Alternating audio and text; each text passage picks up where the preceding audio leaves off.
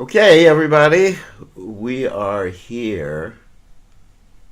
I think we got everybody muted already. And so we will chant and continue with the Bhajan Rahasya. We're on the 4th chapter of the Bhajan Rahasya.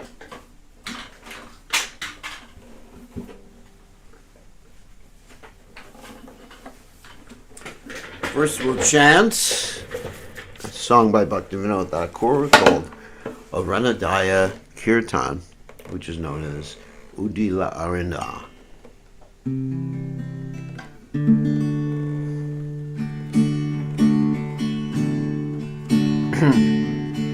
Udila Aruna Purabhage Dwijamani Gora Amani Jage Bhakata Samuha Loyal Sate Gela Nagara Raje Tatai Tatai Bajalaku Tatai Tatai Bajalaku Gana Gana Tahi Chandera Ro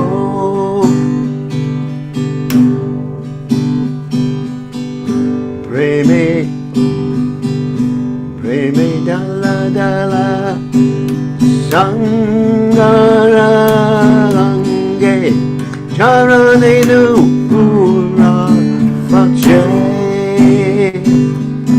Mukuna Madhava Yadavahari Molena Polore Ratana Bore Micheni Da Pashe Gelorati Vashasari Rajaje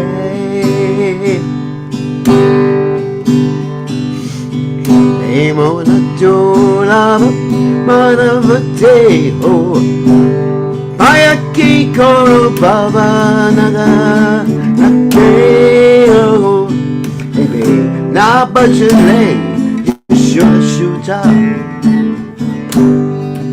Chara Mapori Mache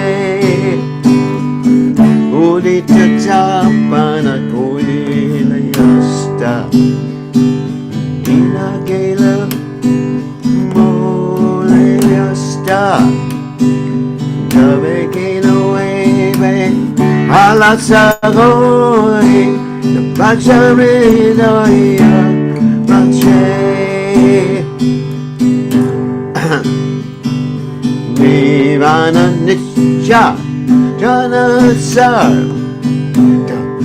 Nana Vipara Pagar Namashaya Kori Dana Dumi Dakapana Kaje Jivera Kalyana Sanana Yakadeya Seye Madhuranam Avichatimira Tapanarupe Vigagine Vira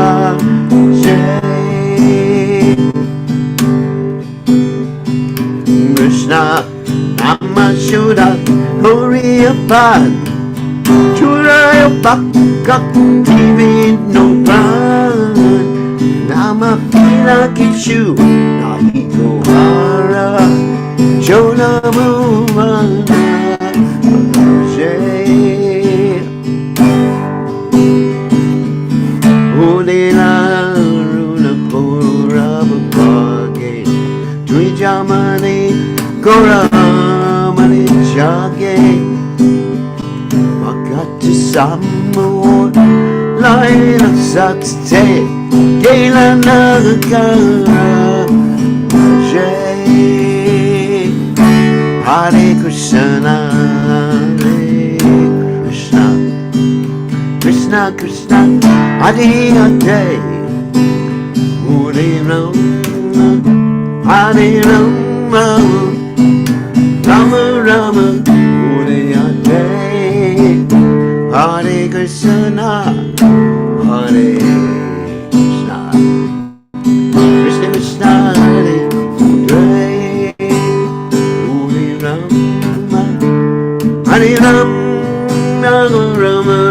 Jaya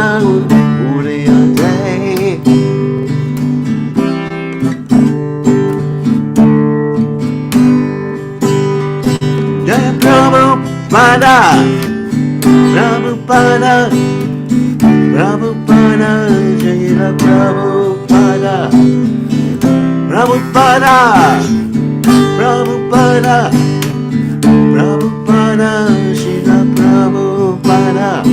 Haribo, Haribo, Haribo,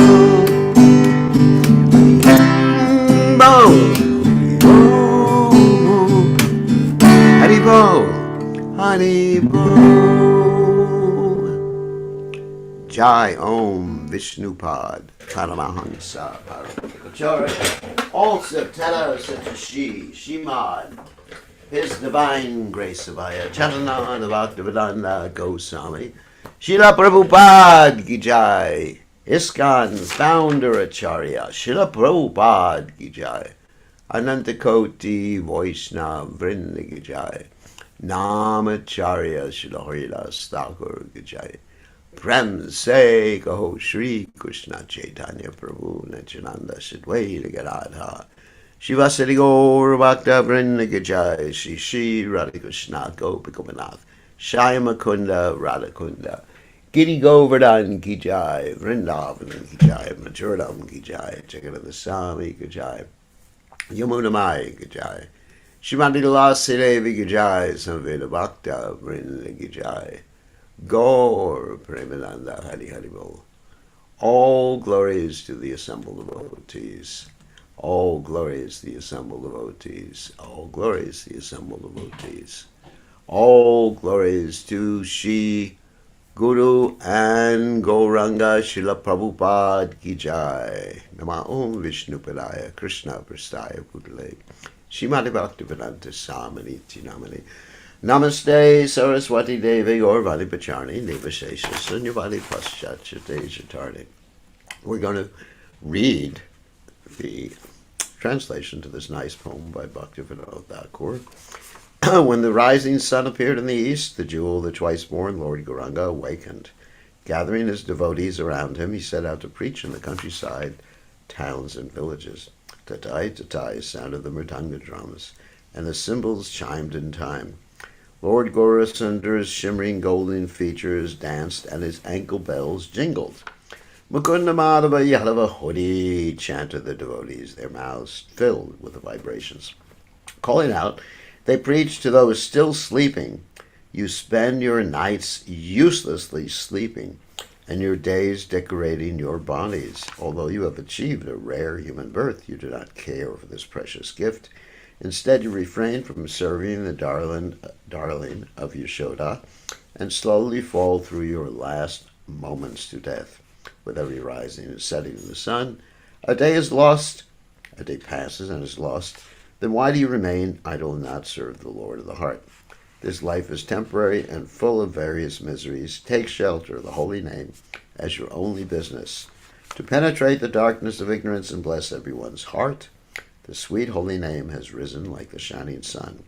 Drink deeply the pure nectar of Krishna's holy name, which is the life and soul of Bhakti Vinod. The holy names aside, there is nothing to be had in all the 14 worlds. Bhakti Vinod Thakur Ki Jai. So now we're going to continue with our study of the Bhajan Rahasya by Bhakti Vinod Thakur. And just to give a summary of what we went over yesterday we were showing how each and every chapter of the Bhajan Rahasya deals with a particular verse in the Shikshashtaka prayers of Sri Chaitanya Mahaprabhu. And also each and every verse in every chapter correspond with specific levels of devotional service, beginning with initial faith, association with devotees, performing devotional service, getting rid of your anarthas, unwanted things, then coming to the platform of nishta, steadiness, and then the next thing after steadiness is ruchi. So, anyway, so far we've gone through 3 chapters. We're on the 4th chapter right now. So, of course, the 4th chapter is dealing with the fourth verse in the Shikshashtaka. Obviously, Nadanam, Najanam, Nasundarim, Kavitam, Va, Jagadisha, Kamaye, Mama Janmani, Janmani, Svare, Bhavatad, Bhakti, Ahoitaki, Twaye. And as I mentioned yesterday, as I showed this very nice diagram showing the different correspondences between the verses of the Shikshashtaka, the chapters of the Bhajan Rahasya, and also the times of Krishna's day, the eightfold Ashtakaliya Leela. That means the times when Krishna does things during each segment of the day. Okay. And so what I mentioned is that in each and every chapter, Bhaktivinoda Thakur is telling us how to connect with that particular verse in the Shikshashtaka. He's also telling us how to develop those specific qualities that are mentioned in that verse in the Shikshashtaka. He's also telling us how to come to the platform of devotional service that corresponds with that verse in the Shikshashtaka. And esoterically, he's telling us how to meditate on specific pastimes of Krishna, but that's very elevated, so we're not going to get into that right now, since most of you are not yet qualified, don't have the adhikar for that. But in any case, let's continue with chapter 4 of the Bhajan Rahasya. So, Om Gana Timidandasya Garanjana Shlakya Chakshur and Meditam Yena Tasmai Shigarve Namaha. I offer my respectful obeisances unto the lotus feet of my spiritual masters, divine grace, A.C. Bhaktivedanta Swami Srila Prabhupada, who so kindly opened my eyes with a torchlight of knowledge while I was blinded in the darkness of ignorance. So I'm going to share the screen. Okay, here we go. And here we are. This is where we are in the Bhajan Rahasya. We're halfway through. There's 90 pages, and as you see, we're in the bottom of page 45. So let me read Bhaktivinoda Thakur's translation of this verse in the Shikshashtaka. I know we read it yesterday, but it bears reading again because it's a very wonderful translation. Actually, there's several different translations that are given. There's the normal translation that we hear every morning when we're reciting the Shikshashtaka. There's the translation that Prabhupada gives in the Chaitanya Charitamrita. And here's Bhaktivinoda Thakur's translation. So we already cited the Sanskrit. I do not desire wealth, nor followers, nor beautiful women, nor poetry or wisdom. All I desire, O Lord of the universe, is that I may have unmotivated devotion to you birth after birth. So remember, this particular chapter represents ruchi, or having a taste for Krishna consciousness, not ruchi for mundane things. So house, objects, disciples, animals, grains, and other wealth, wife, sons, servants, maid servants, family members, and other followers, poetry and ornaments are considered important in this world.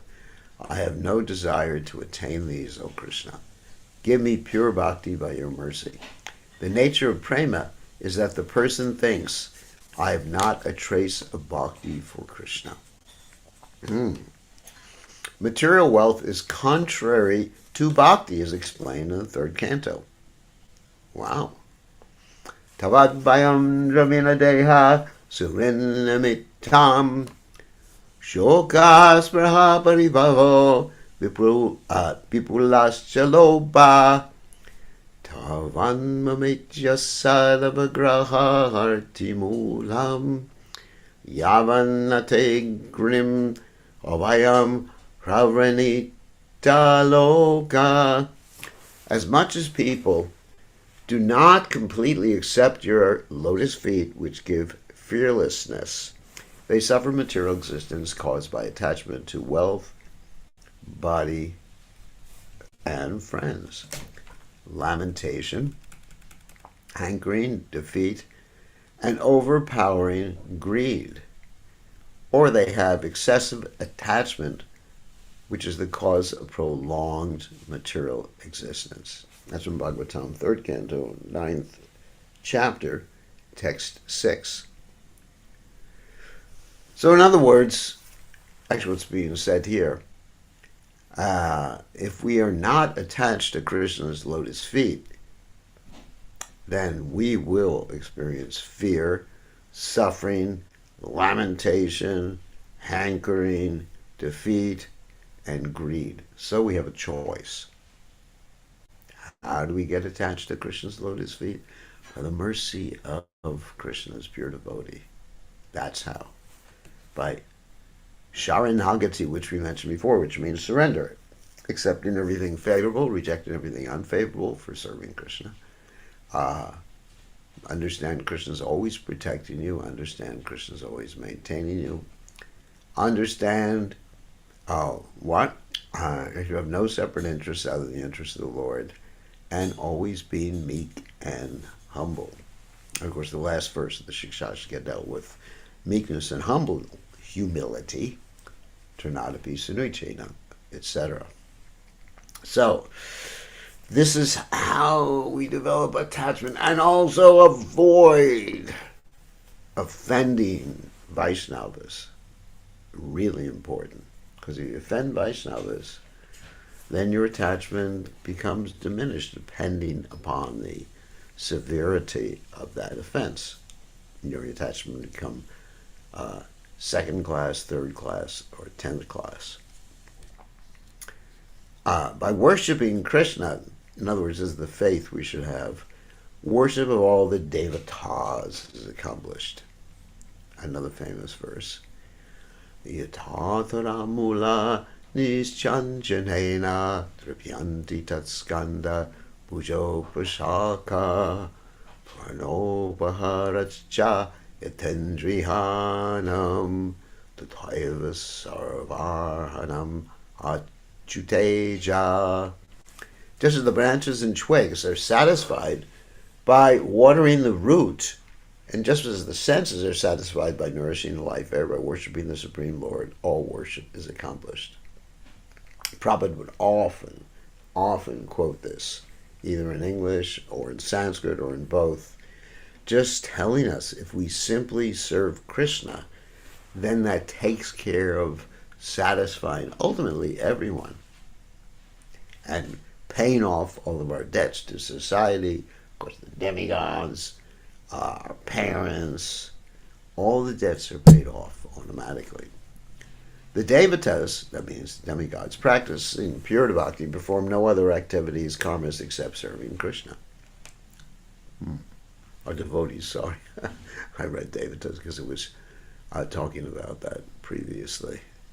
The devotees practicing pure bhakti, some of the devatas are pure, perform no other activities, karmas, except serving Krishna.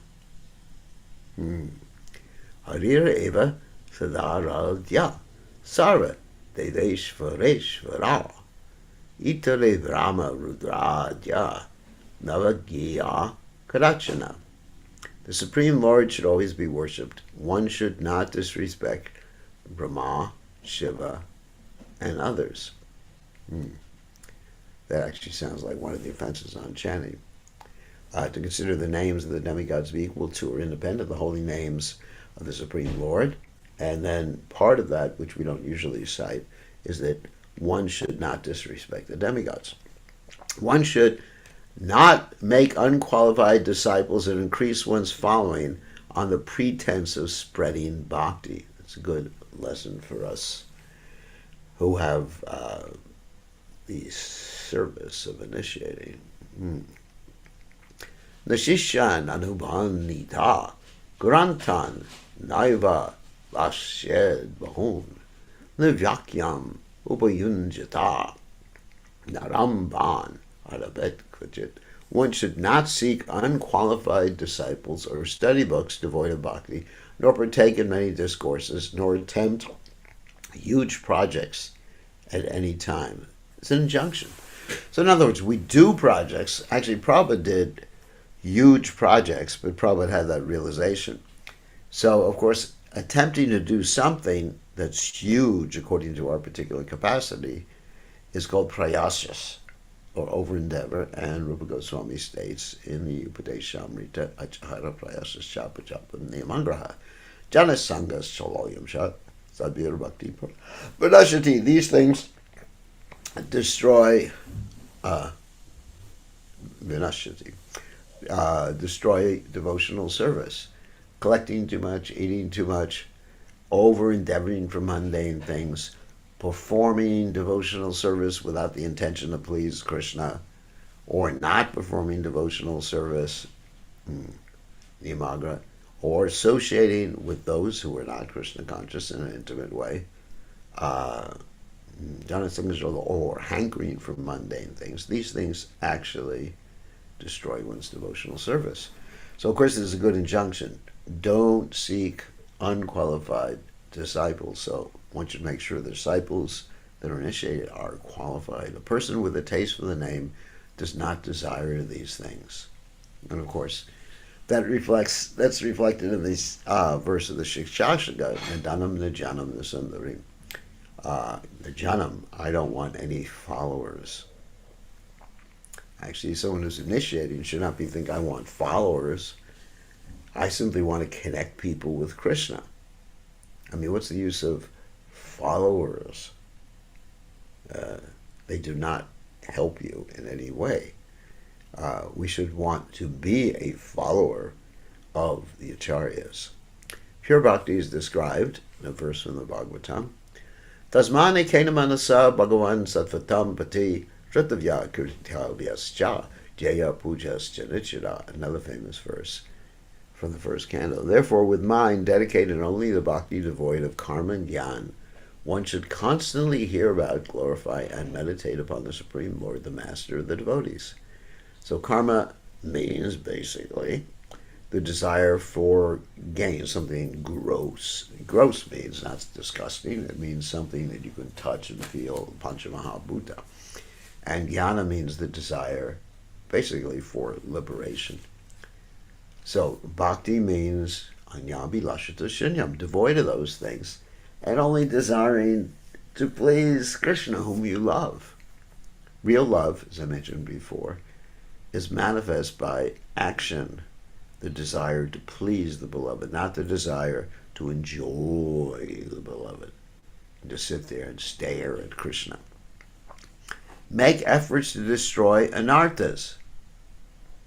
So we have to make some efforts to deal with, what are the anarthas? Lust, anger, greed, illusion, envy, fear. So how do we destroy or make efforts to destroy these anarthas? Well, again, Upadeshamrita. Vacho vegam, manasa krota vegam, jiva vegam, udurapashta vegam. One has to tolerate the pushing of the anarthas. They may try to influence your consciousness, but you just don't listen. It's just like if you watch or something on the internet, for example. Sometimes I watch some educational thing on YouTube, and then there are so many advertisements for different things, because YouTube is not free. You got to watch all these advertisements.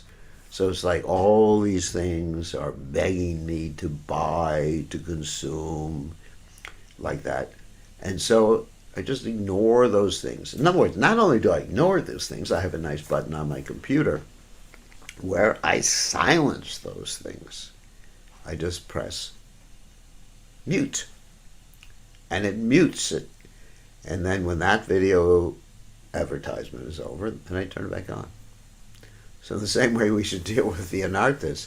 They're just beckoning us to fulfill urges, the pushing of the tongue, belly, and the genitals, and mind, and anger, and words, particularly anger. That's a hard one. That we just turn it on mute. Just push the button, mute, and do the right thing. And that's called the intelligence platform. Mental platform is just to do what you feel like doing at a particular time, or say what you feel like saying. And intelligence platform means you control the mind, like the driver uses the reins to control the horses. So the driver intelligence. The reins are the mind, and the horses are the senses, 5 senses. So if you destroy it, the bhakti creeper will quickly yield the fruit. One should not become disturbed on lacking items or losing what one possesses. Because ultimately, guess what, Prabhu? You will lose everything you possess in any case. There's a time factor. Everything that you are proud of, your bodily health, bodily faculties, your friends, your relatives, your car, anything like that, your house, your bank balance, you lose it in time. Krishna says, Kalo Asmi. So you get ready. Get ready, your youth. It's like, I look in the mirror, and where did my youth go? So I don't become disturbed. Hopefully I don't become disturbed.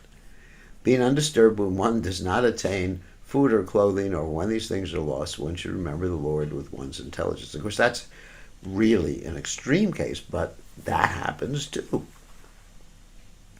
Sometimes we may be in a situation where we don't attain food or clothing. One should give up being disturbed. That's a hard one. Shokamar Shah Divir Babar Akrantam Yasha Manasam Katam Tasha Mukundasha Spurti Sambhavana Bhavet. How is it possible for Mukunda to appear in the mind of a person whose mind is afflicted with lamentation, anger, or other emotions for sons and wife, and all those other things I just mentioned too? It's not just sons and wife. There's plenty of single people who are lamenting over all sorts of things that they lost or they want. Of course, Bhagavad Gita tells us, what's it? Brahma Bhuta Pashanatma Ashoshatina Kankshati Samak Sarveshu Bhuteshi Madbhaktim Lavate Param. That one who is actually spiritual, he's always joyful. Prasanna Atma. Prasanatma means joyful, very joyful. And he's not hankering or lamenting. So, because if you hanker and lament, then Krishna, you can't think of Krishna, you can't be happy. Unless your lamentation or hankering is related to Krishna. I'm lamenting because I cannot see Krishna, I cannot chant my rounds nicely. I'm hankering to see Krishna. I'm hankering to please Guru and Krishna. I really want to do it. Then, that hankering and lamentation becomes purifying, and that can actually get rid of the material hankering and lamentation. We got to hanker and lament for something, so it's better to hanker and lament for something that's related to Krishna. One should accept only what is necessary for maintenance. We've talked about this before, because everybody has a different quantity of maintenance items that are required for their maintenance. And so we don't criticize someone for accepting more than us, and we don't criticize someone for accepting less. Why would you criticize someone for accepting less? Because you say he's just a show. He's making a show bottle. Some people may be actually genuinely renounced. Like sometimes you go to Vrindavan and you see, or Govardhan, you see people really renounced, and they are happy. So the whole point is we accept what's necessary so our needs are fulfilled, as Bhaktivinoda Thakur states in the Chaitanya Shikshamrita, so we can be stable in devotional service. If you accept more than necessary, it will create instability. If you accept less than necessary, it will create instability. Both of them will create instability. More because you're sensitively agitated, and you'll always be hankering and lamenting, and less because your needs won't be fulfilled. And if you have a hungry belly, how can you concentrate on chanting Hare Krishna if you're not on the purest platform in devotional service? Okay, so here's the verse that illustrates this. Yavatashat swa nirvaha svikorya tavedartavat adike nyunna ta yansha chayivate paramartata. Whoops. Actually, yeah, that's it. The person with wisdom concerning material objects accepts as much as necessary for maintenance of bhakti. By accepting more or less than that, the person will fail to attain the highest goal. So it's interesting. It says more or less than that, which is exactly what I just said. So you have to ascertain, what do you personally need? And don't compare yourself to others. And I sometimes read about the Goswamis in Vrindavan eating one pat of butter a day, and then I just feel depressed. No, but that's what they needed. For example, when I was a new devotee in the Krishna conscious movement, I saw another devotee who was, I guess, less new than me because everybody was new. Oh, all right, and this devotee was more austere than me. And the other devotee said, boy, he's really advanced. He's austere. And so I was thinking, I do not want to become advanced in Krishna consciousness if that's what it means to eat less or to eat simpler food. Now, of course, I'm eating simpler food, but it's not because I'm advanced necessarily. It's because I just want to keep my health together. And if you're interested in eating food to keep your health together, I have a series, this is an advertisement on the internet, called Stop Killing the Devotees on my YouTube channel. And you can watch it. Get some hints as to what to eat and what not to eat. And it's an interview with a famous devotee doctor. Okay. So, in other words, don't accept too much, don't accept too little. It's called the middle path in Buddhism. Mityahara viharesha. The characteristics of developing bhakti are described in the 11th canto. This is as you're developing bhakti. Bhakti parashanu bhavo viratir anyatra chaisha thrika eka kala papadyamanasya yathagnashta chus tushti pushti shud upayo nugasham. Devotion, direct experience of the Supreme Lord, and detachment from other things. These three occur simultaneously for one who has taken shelter of Krishna. In the same way, the pleasure, fullness of the stomach, and relief from hunger are experienced simultaneously with each bite for a person engaged in eating. A very appropriate metaphor here. In other words, automatically, by taking up Krishna consciousness and developing devotion, you get all these things. Viraktir, detachment. Why? Just like if you're eating very nice food, you're going to be detached from everything else in this world. And you won't be hungry anymore when you're finished with your meal, of course. Actually, Prabhupada said, it's an interesting side note. Prabhupada said if someone is a good cook, they know how to prepare food so that even if you're not hungry, you will become hungry. And if someone's a bad cook, even if you are hungry, you'll lose your hunger. Something like that, I'm paraphrasing what Prabhupada said. So that's how you can tell if someone's a good cook. You come and you take some prasadam and your belly is full. I mean, you're just eating. But you can't refrain from eating what the person has given you. Then you know they're a good cook. And that's how you could test to see if someone's a lousy cook. That you're hungry as a wolf. Like sometimes vrikadar, or Bhimsen is called vrikadar. So you're hungry as a wolf, and then they give you a plate, and then, the hunger goes away.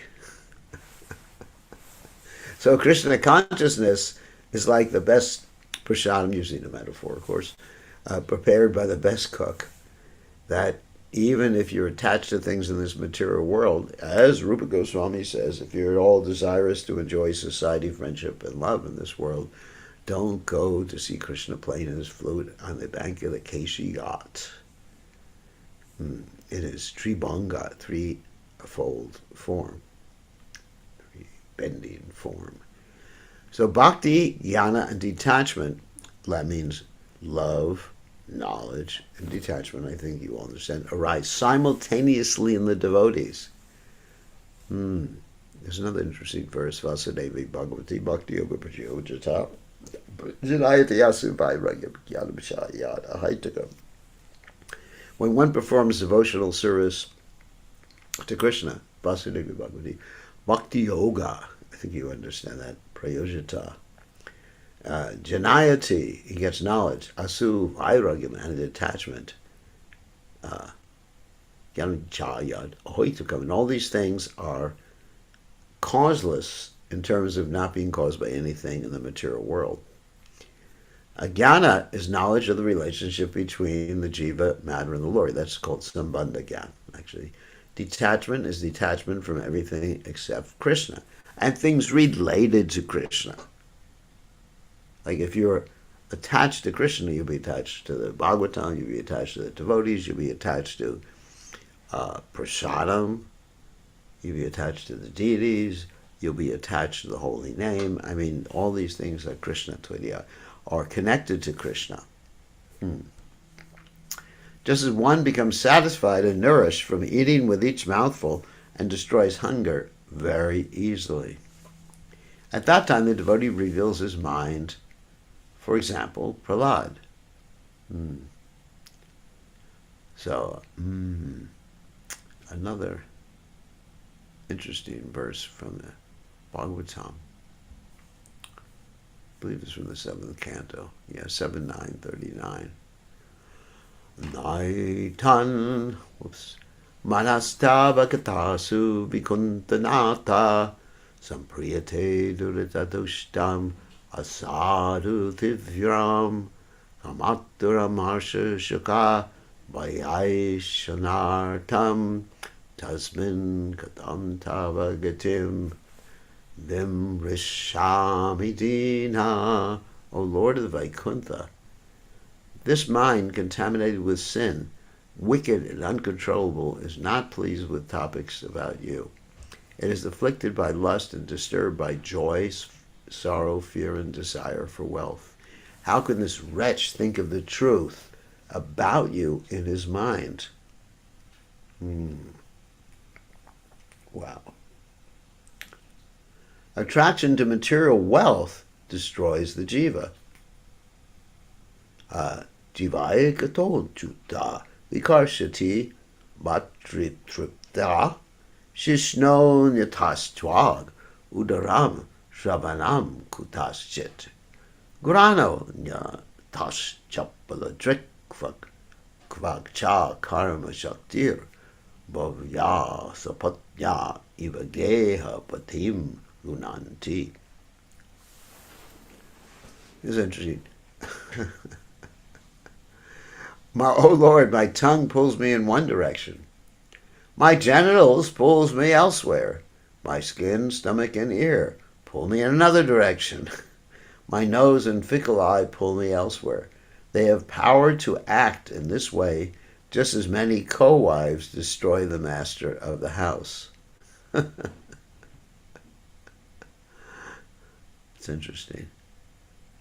Sapatya ivageha patim lunanti. So we're all in this particular situation that our senses are just pulling us here and there. If we're hungry, if we're angry, if we want to touch something, it's just like the skin. How can the skin pull you in one direction? Just like you want to pick up a cat and pet the cat. Oh, nice fur. Ear is easy to understand because of music. Stomach, eating again. Genitals, we don't need to explain. Tongue, we don't need to explain. And nose, You want to smell something. It's like the ladies like perfume. And actually, I had an interesting experience. I obviously. With the nose, I experienced the nose wants to push me away from things. What do I mean by that? It's just that sometimes when I go to a program or there's other devotees in the temple room, there are certain devotees or members of the Krishna conscious movement who eat garlic. And so I guess want to run out of the temple room. So there's actually a positive and negative aspect to being attached to the nose. I just hold my nose and stay in the temple room or want to run out because garlic makes people smell like HELL. In this condition, so we all react positively and negative to the certain things. Skin, of course. Another thing we do with the skin, to enjoy the skin, we want to turn on the hot shower and enjoy like this unnecessarily. And actually, it's healthier to take cold showers. And just reading all the different benefits of a cold shower. But still, we want to enjoy. We're not considering what's good for us and what's good for Krishna service. So for Krishna service, it's actually, in many cases, better to take a cold shower. In this condition, so I'm not imposing on anyone. Don't worry about that. In this condition, how can I remember your pastimes, O son of Nanda? In other words, we're being pulled here and there. One prays for association with the people of Braj.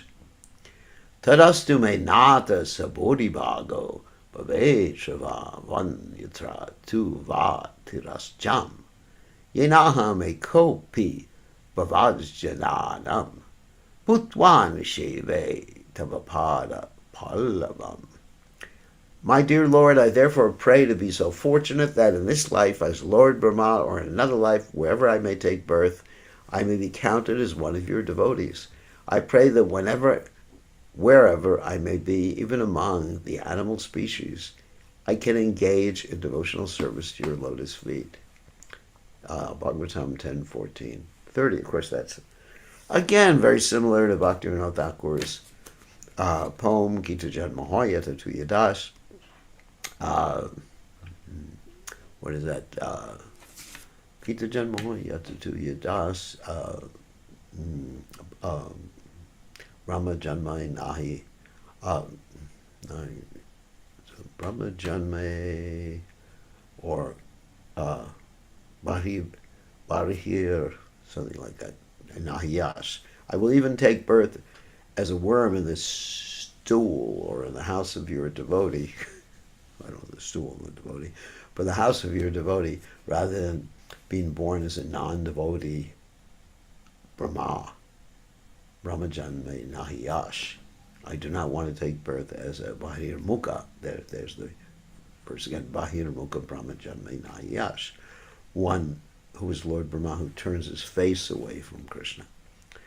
So the four goals, these are material goals, of course, become insignificant. These are called the arthas. Kol visha te bada saroja bhajam. Sadurlabho chaturshvapiha. Tatapi naham pravanarmi bhumam. Bhavat padamboja nishevanot sukha.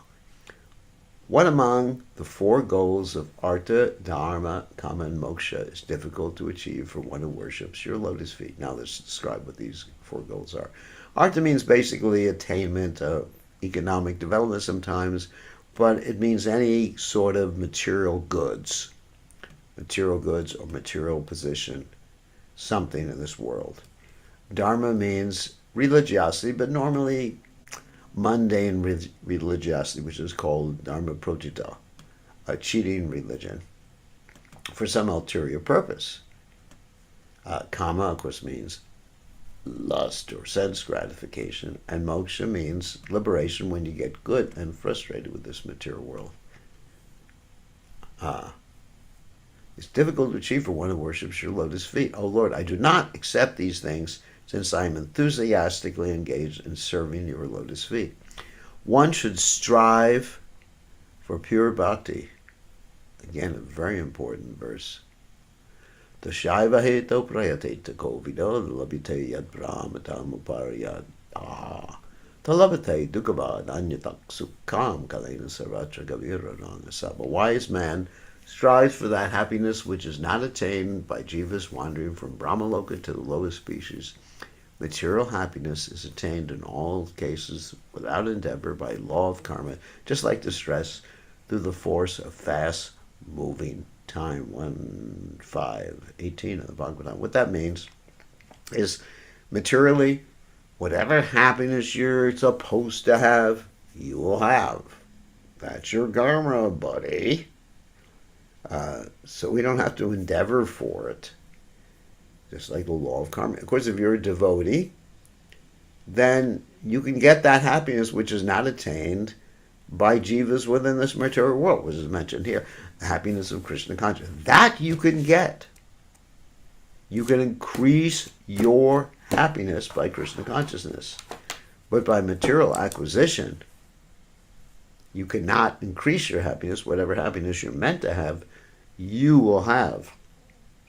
And sometimes you see people who are extremely rich, just like recently. There's been pictures in the news of people with these humongous boats that are as big as, or ships, which are as big as ocean liners. Oh my God. And they have like 2 or 3 heliports, 2 or 3 swimming pools on their boat. You know, big 500 million or several $billion boat. So, are they actually happier? No. Money can't buy you happiness. Happiness is part of your karma. Of course, you're a devotee, then it depends on your bhakti. I know I experience the most happiness when I feel connection with Krishna, when I feel the desire to please Krishna, when I'm immersed in Krishna's holy name, when I'm in the zone chanting Hare Krishna, in the zone, in the groove, the zone, then that's actually the happiness. These other things are just like, it's nothing, it's just anxiety. They don't really give you happiness. They give you anxiety. On that happy note, I know I said happy note. I know that. So we'll take some questions right now because we only have 10 minutes left.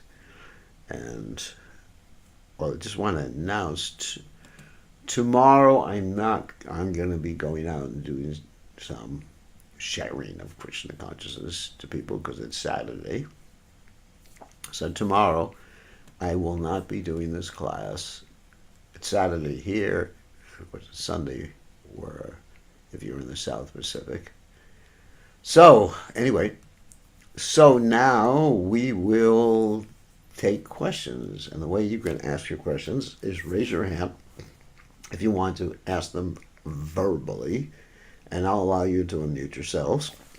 You can raise your hand by going to the React window and raising your hand, your electronic hand, not your flesh and blood hand. I will not see your flesh and blood hand. I will only see your electronic hand. And then I'll allow you to unmute yourself, or you could type in the chat window and ask a question about something that we read today, or a question in general about the Bhajan Rahasya by Bhaktivinoda Thakur, the Shikshashtika. I'm not going to answer questions about the Ashtakaliya Leela. That's too advanced for all of you. But at least about the Shikshashtika, levels of devotion, how to achieve the levels of devotion, and the Bhajan Rahasya. Okay, so raise your hand if you have a question. If not, we just end a little early. All right. Going once. Okay, I guess nobody has a question. Everybody's pretty quiet. Okay. Rajalila, you have a question. It's good to hear from you. You can unmute yourself. I think that my obeisance is sugar Dave. I this is like it's somewhat related. It's kind of general, but like that quote, the if you desire to d enjoy society, friendship, and love, it just makes me I question it just because um I guess there are Krishna conscious activities to be had anywhere, obviously, but like for me, example, for right now, I don't have association with a ton of devotees. So like where do you find friendship or like Well, those sorts I of mean, things? obviously, we're talking about mundane friendship, society, and love. That obviously the friendship has to be with Krishna conscious. But the point is, if one becomes Krishna conscious, then mundane society, friendship, and love is no longer attractive to one. That's the point. It's not, we're not being, trying to not to be negative about mundane society, friendship, and love, although it sounds like it. Um, Somehow or other, we need to. Actually, let's take Prabhupada, for example. Prabhupada came to America and he developed his own society, friendship and love amongst the devotees. So we should have friendship and love amongst those who are of no, those are a similar mindset as us, and that will make us happy. Of course, when one is completely Krishna conscious, this is the point made by this verse that when you become completely Krishna conscious, then really your whole society, friendship, and love is amongst devotees. But until that time, sometimes one may need other society, friendship, and love. What can I say? Anyway, that's the answer as best I can do. But the point Rupa Goswami makes is if one actually sees Krishna on the bank of the Keshi Ghat, which is part of the Jamuna, if you actually see Krishna, then all these other things, just like it's like, or like okay, like the toys that you used to play with when you were young, like building blocks and stuff like that. Then they no longer become attractive to you. Like you grow out of things. That's all. If you're completely Krishna conscious. Oh, you can't unmute again. I gave you permission before. Anyway, yes, to be friends with people who are at least favorable. I can't unmute. Yeah, sorry about that.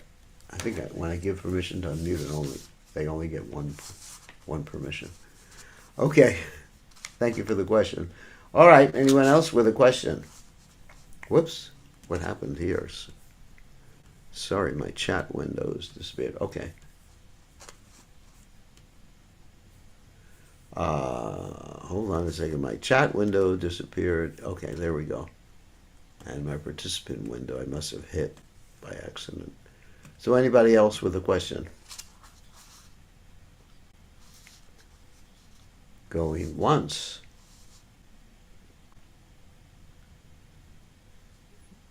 Going twice. Going 3 times. All right. Whoops. Oh, thank you, Jai. Krishna said, thank you very much. Wonderful class. We are so fortunate to have your social every day, although it is midnight here. I feel joy. He's in India. I feel joy every day in joining your class. Thank you for everything. Guru Maharaj. Okay. Thank you all for joining us. And as I mentioned, tomorrow we are not going to be giving class. And I'll also send a note out just to remind people in case they were expecting me to give class. I'll be going and speaking to people somewhere else.